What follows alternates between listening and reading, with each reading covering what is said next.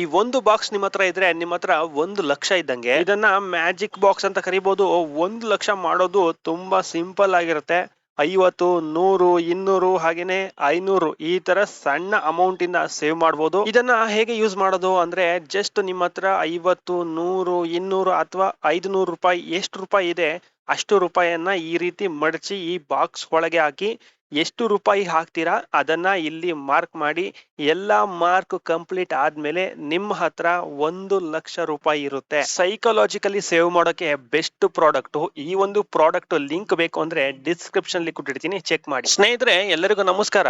ಇವತ್ತು ನಾವು ಹೇಳಕ್ಕೆ ಹೊರಟಿರುವಂತಹ ಒಂದು ಮಾಹಿತಿ ಏನಿದೆ, ಒಂದು ಇನ್ಫಾರ್ಮೇಶನ್ ಏನಿದೆ, ಅದು ರಾಜ್ಯದ ಪ್ರತಿಯೊಬ್ಬರಿಗೂ ಕೂಡ ತುಂಬಾ ಮುಖ್ಯ ಆಗುತ್ತೆ. ಯಾಕೆ ಅಂದ್ರೆ ನಿಮ್ಮ ಮತದಾನದ ಹಕ್ಕು ಮತ್ತೆ ನಿಮ್ಮ ಗ್ಯಾರಂಟಿ ಯೋಜನೆಗಳು ಮತ್ತೆ ಮುಂದಿನ ದಿನಗಳಲ್ಲಿ ಸಿಗುವಂತ ಸರ್ಕಾರಿ ಯೋಜನೆಗಳ ಬಗ್ಗೆ ಇದೊಂದು ತುಂಬಾ ಇಂಪಾರ್ಟೆಂಟ್ ಆಗಿರುತ್ತೆ. ಯಾಕೆಂದ್ರೆ ನೋಡಿ, ಇಲ್ಲಿ ಸಿಎಂ ಆದಂತಹ ಡಿ.ಕೆ.ಶಿ ಅವರು ತುಂಬಾ ಪ್ರಮುಖವಾಗಿರುವಂತಹ ಸೂಚನೆಯನ್ನ ಕೊಟ್ಟಿದ್ದಾರೆ. ಸ್ನೇಹಿತರೆ ಇದೇ ತಿಂಗಳ ಅಂದ್ರೆ ಜೂನ್ 20ನೇ ತಾರೀಕಿನಿಂದ ಪ್ರಾರಂಭ ಸ್ಟಾರ್ಟ್ ಆಗುವಂತ SIR ಪ್ರೋಸೆಸ್ ನಲ್ಲಿ ಈ ಒಂದು ಕೆಲಸವನ್ನ ಮಾಡಿಲ್ಲ ಅಂತಂದ್ರೆ ನಿಮ್ಗೆ ಮುಂದಿನ ದಿನಗಳಲ್ಲಿ ಅಂದ್ರೆ ಸರ್ಕಾರಿ ಯೋಜನೆಗಳಾಗಿರ್ಬೋದು, ಗ್ಯಾರಂಟಿ ಯೋಜನೆಗಳಾಗಿರ್ಬೋದು, ಗೃಹಲಕ್ಷ್ಮಿ ಹಣ ಆಗಿರ್ಬೋದು, ಗೃಹ ಜ್ಯೋತಿ ಉಚಿತ ಕರೆಂಟ್ ಆಗಿರ್ಬೋದು, ಅಥವಾ ಪಿಂಚಣಿ ಆಗಿರ್ಬೋದು, ಅಥವಾ ಸರ್ಕಾರದಿಂದ ಸಿಗುವಂತ ಯಾವುದೇ ಸೌಲಭ್ಯಗಳು ಕೂಡ ಸಿಗದೇ ಇರೋ ರೀತಿ ನಿಮ್ಗೆ ಕಷ್ಟ ಆಗುತ್ತೆ ಅಂತ ಇಲ್ಲಿ ಸಿಎಂ ಅವರು ಒಂದು ಸೂಚನೆಯನ್ನು ಕೊಟ್ಟಿದ್ದಾರೆ, ಮತ್ತೆ ಎಚ್ಚರಿಕೆಯನ್ನು ಕೂಡ ಕೊಟ್ಟಿದ್ದಾರೆ. ಹಾಗಾದ್ರೆ SIR ಅಂದ್ರೆ ಏನು?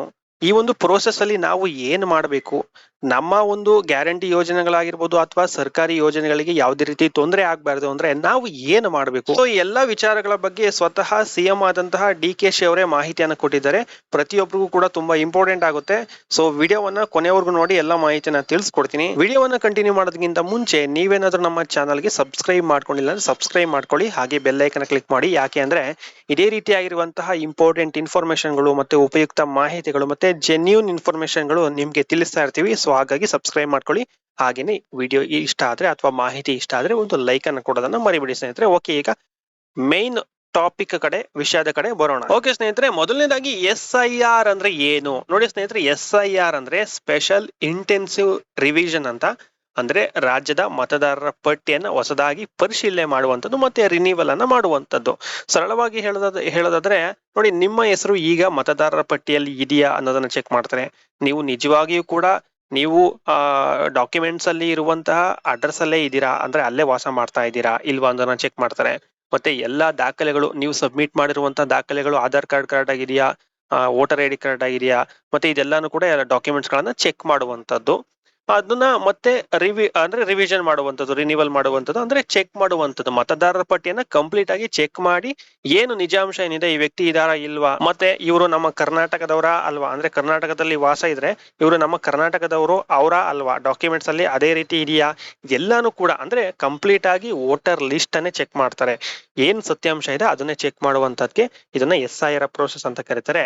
ಇಲ್ಲಿ ಮುಖ್ಯಮಂತ್ರಿ ಅವರು ಏನ್ ಸೂಚನೆಯನ್ನ ಕೊಟ್ಟಿದ್ದಾರೆ ಅಂತ ಹೇಳೋದಾದ್ರೆ ನೋಡಿ, ಅವ್ರು ಹೇಳಿರುವಂತದ್ದು ನಮ್ಮ ಮುಂದೆ ಒಂದು ದೊಡ್ಡ ಅವಕಾಶ ಇದೆ, ಆದ್ರೆ ಆ ಒಂದು ದೊಡ್ಡ ಅಪಾಯವು ಕೂಡ ಇದೆ ಅಂತ ಹೇಳಿದ್ದಾರೆ. ಯಾಕೆ ಅಂತ ನಿಮ್ಗೆ ಹೇಳ್ತೀನಿ ನೋಡಿ. ಮೊದಲು ಪ್ರತಿಯೊಬ್ರು ತಮ್ಮ ಮತದಾನದ ಹಕ್ಕನ್ನ ರಕ್ಷಿಸಿಕೊಳ್ಳಬೇಕು. ನೀವು ಮತದಾನದ ಹಕ್ಕನ್ನ ಪ್ರೊಟೆಕ್ಟ್ ಮಾಡ್ಕೋಬೇಕು ಅಂತ ಹೇಳಿದ್ದಾರೆ. ಯಾಕೆ ಅಂದ್ರೆ ಮತದಾರರ ಪಟ್ಟಿಯಲ್ಲಿ ಹೆಸರು ಇಲ್ಲ ಅಂದ್ರೆ ಮುಂದೆ ನಿಮ್ಗೆ ತುಂಬಾನೇ ಸಮಸ್ಯೆ ಆಗುತ್ತೆ ಅಂತ ಹೇಳಿದ್ದಾರೆ. ಅದೇನೇನು ಅಂತ ನಿಮ್ಗೆ ಮುಂದೆ ಹೇಳ್ತೀನಿ. ಮತ್ತೆ ಸಿಎಂ ಅವರು ಇಲ್ಲಿ BLA 2 ಮತ್ತು BLOಗಳ ಪಾತ್ರ ಏನು ಅನ್ನೋದನ್ನು ಕೂಡ ಇಲ್ಲಿ ತಿಳಿಸಿದ್ದಾರೆ. ನೋಡಿ, BLO ಅಂದ್ರೆ ಬೂತ್ ಲೆವೆಲ್ ಆಫೀಸರ್ ಅಂತ. ಸೊ ಇವರು ಮನೆ ಮನೆಗೆ ಹೋಗಿ ಮಾಹಿತಿಯನ್ನ ಸಂಗ್ರಹಿಸುವಂತಹ ಅಧಿಕಾರಿಗಳಾಗಿರ್ತಾರೆ. ಮುಖ್ಯಮಂತ್ರಿಗಳು ಕಾಂಗ್ರೆಸ್ ಕಾರ್ಯಕರ್ತರಿಗೂ ಕೂಡ ಸೂಚನೆಯನ್ನ ಕೊಟ್ಟಿದ್ದಾರೆ. ಅವರು ಕೂಡ ಒಂದು ಜವಾಬ್ದಾರಿನ ಕೊಟ್ಟಿದ್ದಾರೆ. ಏನಂದ್ರೆ BLA ಮತ್ತು BLA 2ಗಳು ಮತ್ತೆ BLOಗಳಿಂದ ಅರ್ಜಿಗಳನ್ನ ಪಡ್ಕೋಬೇಕು. ಒಬ್ಬರಿಗೆ ದಿನಕ್ಕೆ ಸುಮಾರು 50 ಅರ್ಜಿಗಳನ್ನ ನೀಡೋದಕ್ಕೆ ಅವಕಾಶ ಇರುತ್ತೆ.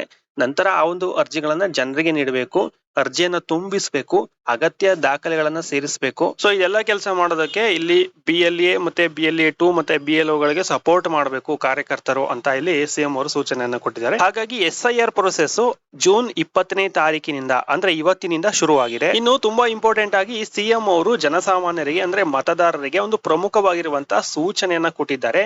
ಏನು ಅಂದ್ರೆ ಈ ಒಂದು SIR ಪ್ರೋಸೆಸ್ ಏನಿದೆ ಇದರಲ್ಲಿ ಎಲ್ಲರೂ ಕೂಡ ಭಾಗವಹಿಸಬೇಕು, ತಮ್ಮ ಅಗತ್ಯ ದಾಖಲೆಗಳನ್ನ ಕೊಡಬೇಕು ಅಂತ ಹೇಳಿದ್ದಾರೆ. ಕೊಟ್ಟಿದ್ದಾರೆ. ಇಲ್ಲಿ ಮತದಾರರು ಏನ್ ಮಾಡ್ಬೇಕು, ಈ ಒಂದು SIR ಪ್ರೋಸೆಸ್ ಅಲ್ಲಿ ಏನೆಲ್ಲ ಮಾಡ್ಬೇಕು ಅನ್ನುವಂಥದ್ದನ್ನ ಇಲ್ಲಿ ಸಿಎಂ ಅವರು ಸೂಚನೆಯನ್ನ ಕೊಟ್ಟಿದ್ದಾರೆ.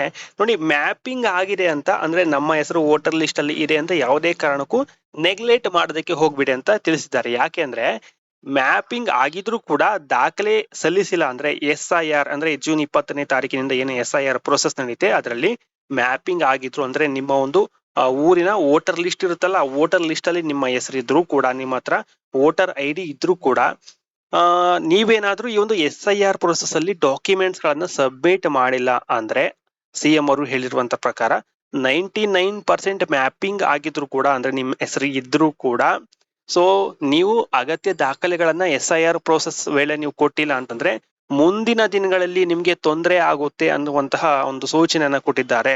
ಅಂದ್ರೆ ಈ ಗೃಹಲಕ್ಷ್ಮಿ ಪಡಿತಿರ್ಬೋದು, ಪಿಂಚಣಿ ಪಡಿತಾ ಇರ್ಬೋದು, ಅಥವಾ ಸರ್ಕಾರದಿಂದ ಯಾವುದೇ ಒಂದು ಯೋಜನೆಯ ಲಾಭವನ್ನ ಪಡಿತಾ ಇರ್ಬೋದು, ಅದು ಪ್ರತ್ಯಕ್ಷವಾಗಿ ಅಥವಾ ಪರೋಕ್ಷವಾಗಿ ಯಾವುದೇ ರೀತಿಯಿಂದನೂ ಕೂಡ ನೀವು ಯೋಜನೆಯ ಲಾಭಗಳನ್ನ ಪಡಿತಾ ಇದ್ರೆ ಸರ್ಕಾರದಿಂದ, ಸೊ ಅದನ್ನ ಪಡೆಯೋದಕ್ಕೆ ನಿಮ್ಗೆ ತೊಂದರೆ ಆಗುತ್ತೆ ಅಂತ ಇಲ್ಲಿ ಸಿಎಂ ಅವರು ಸೂಚನೆಯನ್ನ ಕೊಟ್ಟಿದ್ದಾರೆ. ಹಾಗಾದ್ರೆ ಯಾವ್ಯಾವೆಲ್ಲ ದಾಖಲೆಗಳನ್ನ ಕೊಡಬೇಕು ಈ ಒಂದು SIR ಪ್ರೋಸೆಸ್ ಅಲ್ಲಿ ಅನ್ನುವಂಥದ್ದು ನೋಡೋಣ. ನೋಡಿ, ಮೊದಲನೇದಾಗಿ SIR ಟೀಮ್ ಏನಿರುತ್ತೆ ಅವರು ಮನೆ ಹತ್ರ ಬಂದಾಗ ನೀವು ಪ್ರಮುಖವಾಗಿರುವಂತ ಮಾಹಿತಿಗಳನ್ನ, ನೈಜ ಮಾಹಿತಿಗಳನ್ನ ಕೊಡಿ.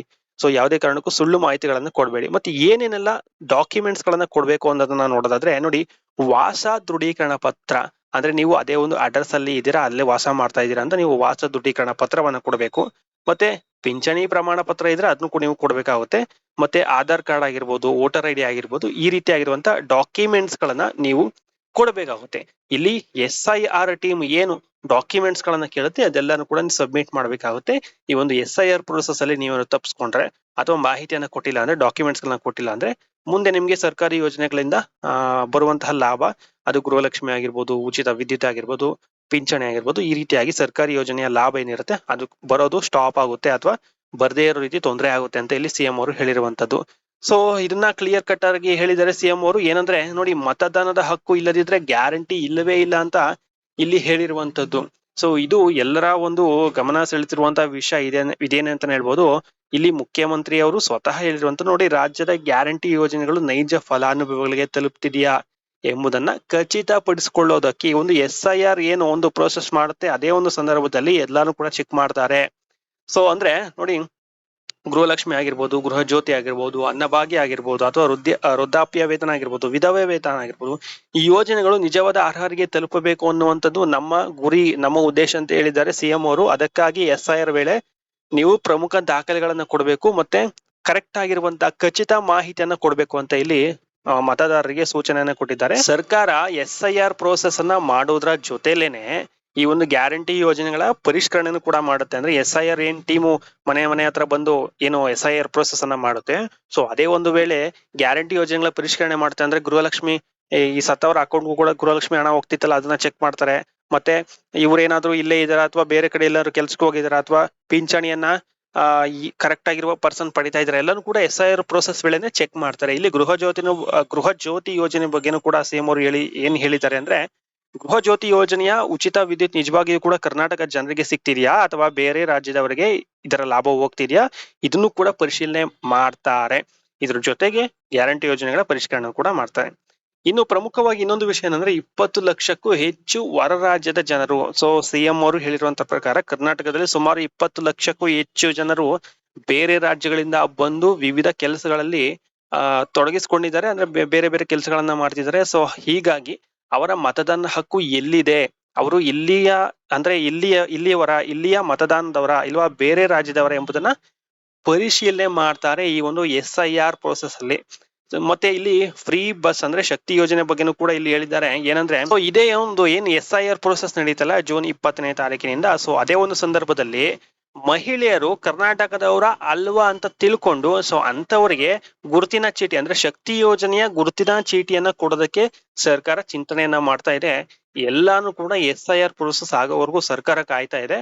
ಆಮೇಲೆ ಏನೇನ್ ಮಾಡ್ತಾರೋ ಕಾದು ನೋಡ್ಬೇಕು. ಸೊ ಒಟ್ನಲ್ಲಿ SIR ಪ್ರೋಸೆಸ್ಗೆ ಕರ್ನಾಟಕ ಸರ್ಕಾರ ಕಾಯ್ತಾ ಇದೆ. ಓಕೆ ಸ್ನೇಹಿತರೆ, ಕೊನೆಯದಾಗಿ ಇಂಪಾರ್ಟೆಂಟ್ ಆಗಿ ನಿಮ್ಗೆ ಹೇಳೋದು ಏನಂದ್ರೆ, ಸೊ ಇದೊಂದನ್ನ ನೀವು ತಪ್ಪದೇ ಮಾಡಿ. ಸೊ ನಿಮ್ಮ ಮತದಾರರ ಪಟ್ಟಿಯಲ್ಲಿ ನಿಮ್ಮ ಒಂದು ಹೆಸರು ಇದೆಯಾ ಚೆಕ್ ಮಾಡ್ಕೊಳ್ಳಿ. BLOಗಳು ಮನೆಗೆ ಬಂದ್ರೆ ಅವ್ರು ಕೇಳುವಂತ ಡಾಕ್ಯುಮೆಂಟ್ಸ್ ಗಳನ್ನ ಸಬ್ಮಿಟ್ ಮಾಡಿ, ಯಾವುದಕ್ಕೆ ಕಾರಣಕ್ಕೂ ರಾಂಗ್ ಇನ್ಫಾರ್ಮೇಶನ್ ಕೊಡಬೇಡಿ. ಮತ್ತೆ ಎನ್ಯುಮರೇಷನ್ ಫಾರಂ ಇದ್ರೆ ಅದನ್ನ ಸರಿಯಾಗಿ ಫಿಲ್ ಮಾಡಿ ಅದನ್ನ ನೀವು ಸಬ್ಮಿಟ್ ಮಾಡಬೇಕು. ಅದನ್ನ BLO ಗಳು ಬಂದಾಗ ಹೇಳ್ತಾರೆ ಅದೇನೆಲ್ಲ ಮಾಡ್ಬೇಕು ಅಂತ ಹೇಳ್ತಾರೆ. ನೀವು ಅದ್ರ ಬಗ್ಗೆ ಏನ್ ತಲೆ ಕೆಡಿಸ್ಕೊಬೇಡಿ, ಅವರೆಲ್ಲರೂ ಕೂಡ ಪ್ರೊಸೆಸ್ ಅನ್ನ ಮಾಡ್ತಾರೆ. ಮತ್ತೆ ನನ್ನ ಹೆಸರು ಇದೇ ಇರುತ್ತೆ ಅನ್ನುವಂತ ನಿರ್ಲಕ್ಷ್ಯ ಬೇಡ, ಎಲ್ಲ ಡಾಕ್ಯುಮೆಂಟ್ಸ್ ಗಳನ್ನ ಸಬ್ಮಿಟ್ ಮಾಡಿ. ಯಾಕಂದ್ರೆ ಮತದಾನದ ಹಕ್ಕು ಪ್ರತಿಯೊಬ್ಬ ನಾಗರಿಕನ ಅತ್ಯಂತ ದೊಡ್ಡ ಹಕ್ಕಾಗಿರುತ್ತೆ. ಸೊ ಇದನ್ನು ಕೂಡ ಇದನ್ನೇ ಸರ್ಕಾರ ಹೇಳ್ತಿರುವಂತದ್ದು. ಸೊ ಇದರಿಂದ ಮುಂದಿನ ದಿನಗಳ ಅಂದ್ರೆ ಮತದಾನದ ಹಕ್ಕು ಇಲ್ಲ ಅಂದ್ರೆ ಮುಂದಿನ ದಿನಗಳಲ್ಲಿ ಸರ್ಕಾರಿ ಯೋಜನೆ ಸಿಗೋದಕ್ಕೆ ತುಂಬಾ ಪ್ರಾಬ್ಲಮ್ ಆಗುತ್ತೆ ಅಂತ ಹೇಳಿದ್ದಾರೆ. ಹಾಗಾಗಿ ಬೇಡ, ಇನ್ನೇನು ನಿಮ್ಮ ಮನೆ ಮನೆಗೆ ಬಂದು BLO ಗಳು ಬಂದು ಡಾಕ್ಯುಮೆಂಟ್ಸ್ ಗಳನ್ನ ಕೊಡೋದಾಗಿರ್ಬೋದು, ಅಥವಾ ಆ ಒಂದು ಫಾರ್ಮ್ ಫಿಲ್ ಮಾಡೋದಾಗಿರ್ಬೋದು, ಎಲ್ಲಾನು ಕೂಡ ಮಾಡಿ. ಏನು ಒಂದು ದಿನ ಅಥವಾ ಒಂದು ಅರ್ಧ ಗಂಟೆ ಪ್ರೋಸೆಸ್ ಅಷ್ಟೇ. ಸೊ ಇದೆಲ್ಲಾನು ಕೂಡ ಮಾಡಿದ್ರೆ ನಿಮ್ಗೆ ಮುಂದಿನ ದಿನಗಳಲ್ಲಿ ತುಂಬಾ ಯೂಸ್ಫುಲ್ ಆಗುತ್ತೆ, ಮತ್ತೆ ಯಾವುದೇ ರೀತಿ ತೊಂದರೆ ಇರೋದಿಲ್ಲ. ಸೊ ಇದಿಷ್ಟು ಇವತ್ತಿನವರೆಗೆ ಇರುವಂತಹ ಲೇಟೆಸ್ಟ್ ಅಪ್ಡೇಟ್. ಮುಂದಿನ ವಿಡಿಯೋದಲ್ಲಿ ಲೇಟೆಸ್ಟ್ ಅಪ್ಡೇಟ್ ಬಗ್ಗೆ ತಿಳಿಸ್ಕೊಡ್ತೀನಿ. Thank you for watching.